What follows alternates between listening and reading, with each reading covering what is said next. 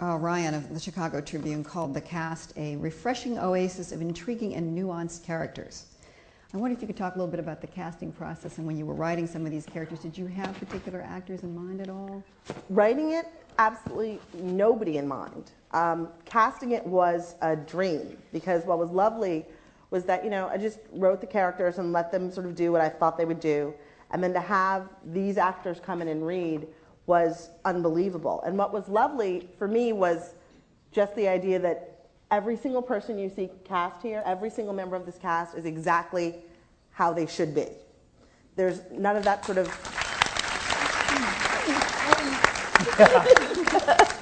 there's none of that sort of like crazy polite stuff where you're like, well, they're very nice people. No, they're exactly how, the minute they started speaking the words, I thought, yeah, this is perfect. So that was really lovely.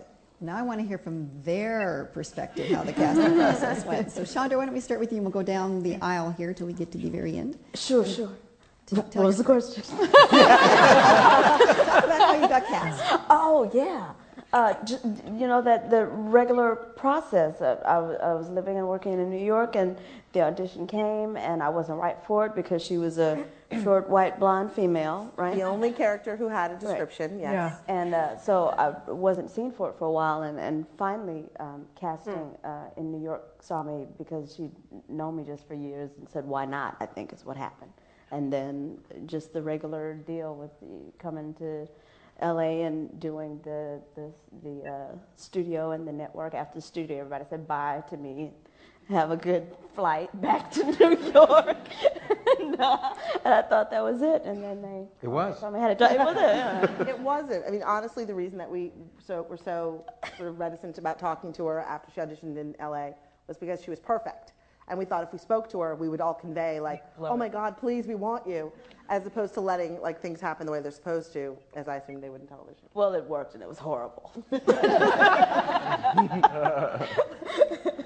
TR? I don't know. I was just I was fielding a lot of offers.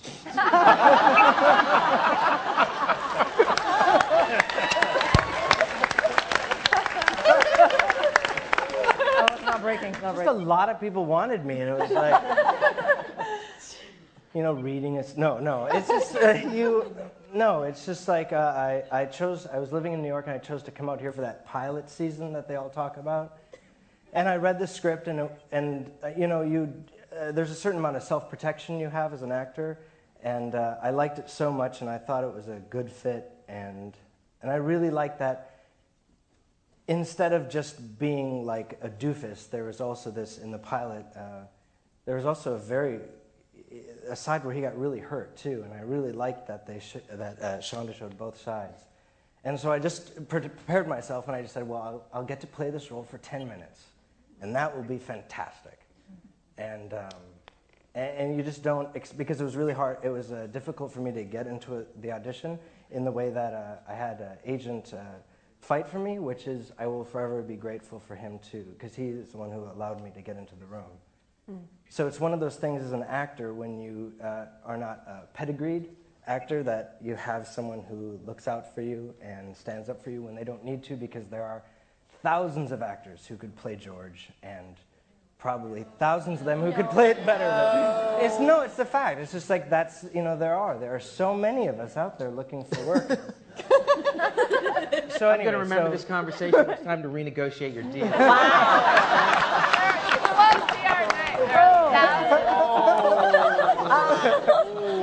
He's already sunk to this one. 5 minutes.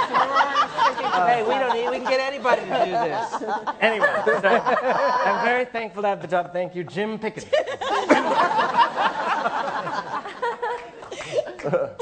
Well, I was his agent at the time. Right.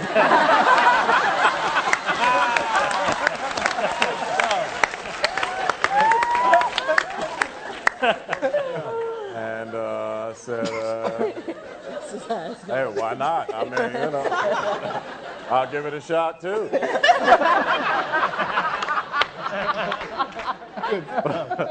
But all seriousness aside, I got the script and I read it, and I thought it was something that was very special. And I've been very blessed, and I've done a lot of stuff. And This one spoke to me in a way that a lot of the other ones hadn't, and I was hoping I could make an impression, and grease the right palms, and it worked out, and it's been a great experience so far. Yeah, she's the best, and we talked about it, and they like what I do, and so Yeah. there we are. Yeah.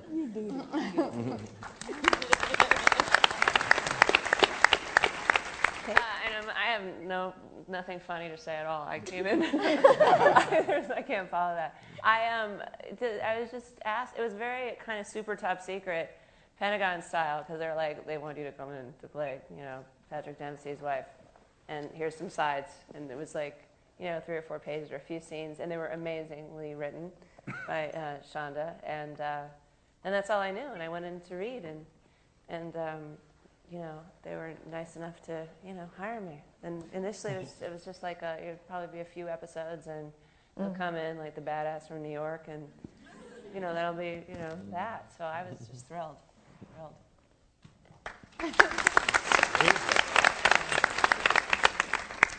I remember going into the meeting. It was like, you're going to go in, you're going to meet on this new pilot. It's the Untitled Medical something, wasn't it? Surgeon's Untitled, yeah. And Peter Horton's going to be directing the pilot. Oh, that's great. I know Peter. So I go into the room, and Peter's very warm, very loving towards me. We reconnect, and still is wonderful. and Bette Spears, really warm, wonderful. And then Shonda Rhimes looks at me. No expression, just looks at me. The entire meeting just looking at me. No expression, no warmth, nothing. Everybody else is talking, it's very quiet, and I leave. I call my agent, it's not going to work at all. Shonda Rhimes hates me. No, didn't do well in the room at all. And that's what I remember. And then I was like, I was completely terrified of her. I was like, oh my God, she's scary. She's scary. There's no way I can work with her. And then I kept asking her about that, and you said? I was trying to figure out what dialogue I could write for him to say. And honestly, the entire time that he was in the room, he walked in the room, I was like, oh my God, he's so dreamy. I mean, seriously.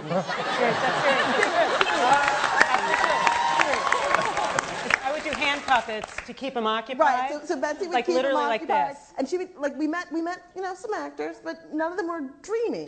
We met some actors, and Betsy would do hand puppets while I thought, Hi, where are you from? What are you doing? How's everything going? They're no good. And Patrick came in the room, and I thought, oh my God, he's dreamy. And so Betsy tap danced her ass off while I stared at him and thought he's going to say things like, it was like coming up for fresh air. You were like, I was drowning and you saved me. It'd be great. And he thought I hated him. Well, he sort of did say that stuff. Which is why I can't get a date.